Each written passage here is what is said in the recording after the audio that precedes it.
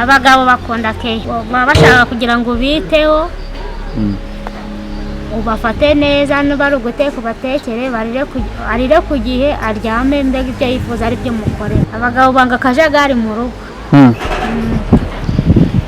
Bagabo mujye mwihangana rwose, inshingano zose ni izacu ziratureba. Uburiri nyine ugomba ko mwita nk'inshingano zabo. Abagore bagomba kwita ku bafasha babo, ku bagabo babo, kugira ngo batazajya babaca inyuma bakigira ahandi hantu. Baba baravuye iwabo kugira ngo bafatanye n'umugabo kubaka urugo. Mu gihe ashaka kubaka urugo ntumwangire ukamwemerera.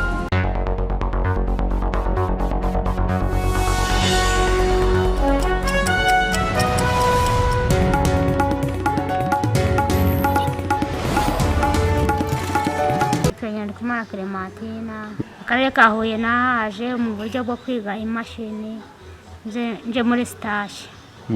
Narahageze mpahurira n'ubuzima bubi cyane, ko nabaga kwa mukuru wanjye nkabyuka mu gitondo nkakora akazi kavunanye, nkajya kwiga saa 4 mva ku murenge wa Huye ngera mu mujyi wa Huye. Nakoreshaga isaha n'igice. Nahuraga n'abatekamutwe benshi bakanyambura ibyo ngiye kwigiraho, ariko nkihangana kubera ubuzima nari nje gushakisha.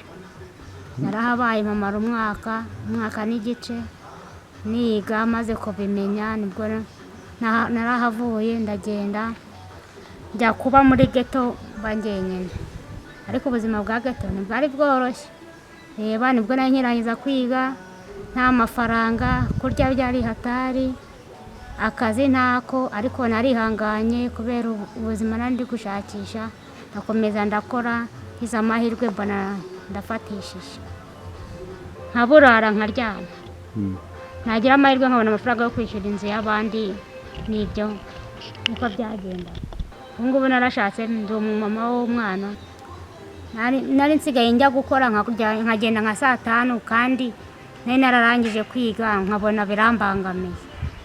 Nkajya kwiga saa 8 saa 9 zagera ngo taha ujye mu rugo gukora akazi ko mu rugo. Ubwo rero mbona bidakunda, nanjye nibwo nawe wasezeye mitani. Twahuriye aho nari ncumbitse muri ghetto, umugabo niho twamenyaniye nyine turashakana. Yambwiye ko tuzabana neza nta ntonganya nta n'umwiryane, ko azamfasha ubuzima bwose bubi ndimo akabumfashamo. Ndashimira Imana rero kuba yaramfashije tukabana. Ubu tumaranye imyaka 3, ariko ndabona ndabona nanuka wenda ngo ambwire nabi. Nabyo ndabishima Imana ko Nyagasani Yesu yamfashije tukabana nta kujya, tukaba dufitanye umwana w'imyaka 2 n'amezi 9. Ariko ni nk'ikihe kigeragezo ku bakobwa bakunda kugira? Ikigeragezo cy'ibishuko. Nk'abahura n'abasore benshi muri iki gihe bakabishuka, bareba nabi bakaza banagutera inda. Wowe se ubundi ko wabaga muri ghetto byabaga bimeze gute? Nta wazaga kugusura? Ikintu cyamfashije cyane ni uko najyaga mu materaniro y'abahamya ba Yehova bakanyigisha, nkumva ijambo ry'Imana ngasobanukirwa, kandi ku wa gatandatu bakaza kunyigisha ijambo ry'Imana nkakurikiza amahame ya Bibiliya, nkakurikira Bibiliya. Nicyo cyatumye mva mu bukome nta kibazo mfite. Najyaga mu materaniro buri gihe bakatwigisha ibijyanye n'urubyiruko, bakaduha ibitabo by'urubyiruko tugasoma kugira ngo tuzamenye uko twifata. Bababwiraga nk'ibiki? Batubwiraga ukuntu umuntu yakwirinda ibishuko biri hanze aha ngaha muri iki gihe. Batubwira ngo tujye kwirinda ibishuko. Baduha agatabo k'urubyiruko karimo ibibazo urubyiruko rwibaza muri iki gihe, tukabisoma tukabona n'ibisubizo byabo. Ubwo rero ibyo byose byaramfashije, no kujya gusenga, no kujya mu materaniro. Ibyo byose byatumaga nkurikira nyine muri sosiyete. Ibyo ngibyo ntibyabura, ahantu twakoreraga ntibyaburaga. Ibiki?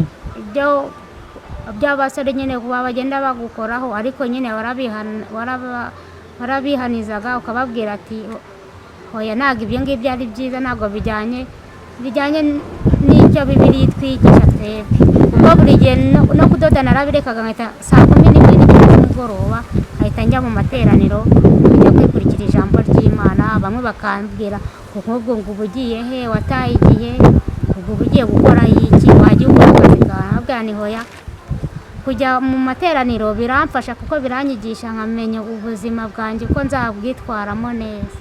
Kugeza na n'ubu nicyo kintu nkigenderaho, kujya mu materaniro nkajya kumva ijambo ry'Imana, nkamenya uko mbana n'umugabo, nkamenya n'uko nifata muri sosiyete. Abagabo bakunda keya, baba bashaka kugira ngo ubiteho,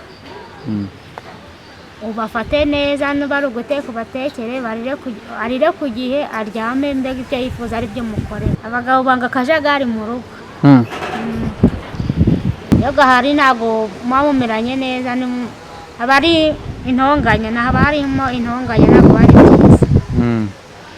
Inama nagira abamama ni uko bazajya bita ku muryango yabo, ari abana, ari n'abagabo babo, ariko bakajya bafata neza umugabo, kuko iyo umugabo utamufashe neza ntabwo mubana neza.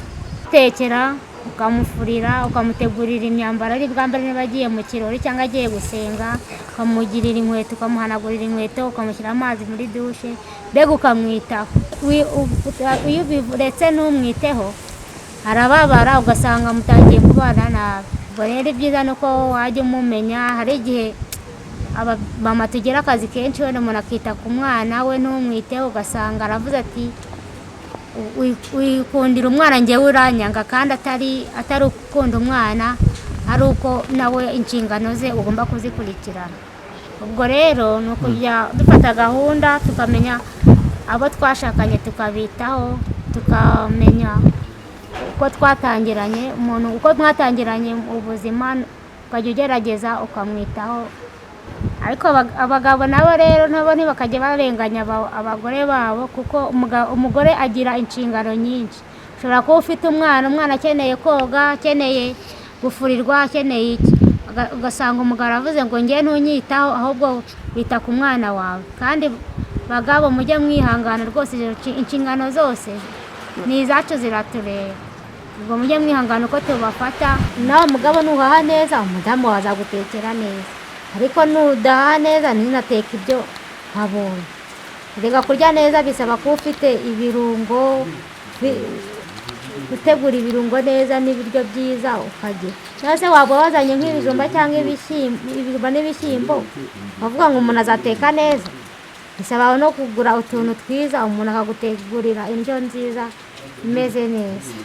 Mujye mwihangana namwe, mujye mubasha guhaha utuntu twiza kugira ngo natwe tubategurire ibintu byiza, ariko mujye mukora uko mushoboye kose, twumvikane, tujye inama. Umugabo atanga amafaranga, umugabo akajya guhaha, umugore akajya guhaha. None se umugore igihe atagiye guhaha kandi wayamuhaye, ubwo ngubwo ntabwo aba yasuzuguye. No se umuntu yaguha amafaranga ujye guhaha ntujye guhaha? ubwo se wakora icyo uri nk'umugabo usanze nyine atagiye? Wakora iki? Wamubaza impamvu, ese ko naguhaye amafaranga kuki utahashye, byagenze gute? Kijya aba yagusuzuguye. Hanyuma mugomba kwicara mukabiganiraho, mukaganira mu bugwa neza, nta ntonganya, akakubwira impamvu yabiteye, impamvu atagiye guhaha. ahubwo se umwihoreye ibyo yatetse ukabyihorera? Oya, nanone ntabwo byaba ari byiza, waba byarebeka nabi, twahita dutekereza ko hari ahandi hantu wagiye. Hanyuma mu buriri rero ngo biba bimeze bite? Uburiri nyine ugomba ko mwita nk'inshingano zawe. Utabikoze ntabwo uba wubahirije gahunda y'umuryango.